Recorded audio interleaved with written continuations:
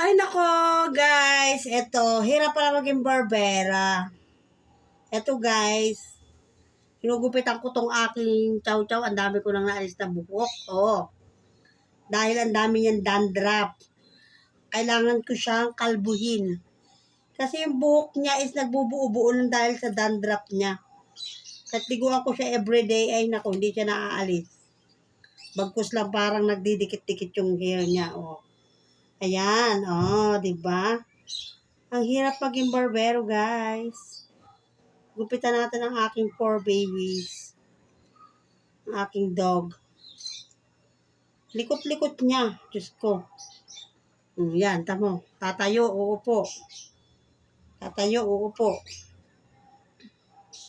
Kasi, kahit liguan ko siya ng liguan, hindi maalis yung kanyang mga dandruff. Sabi ni ano, gupitan ko daw. Ni Ian. Ako na lang magugupit kita. Dalhin ko pa sa sa gupitan.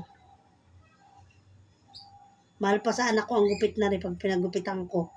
600, I think.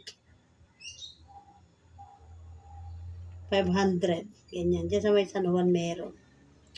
Uy, wag ka namang malikot.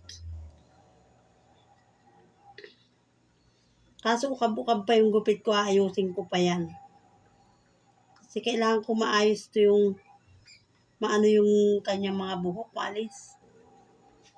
Kasi ay marami siyang dandruff. My God. So very dami, guys.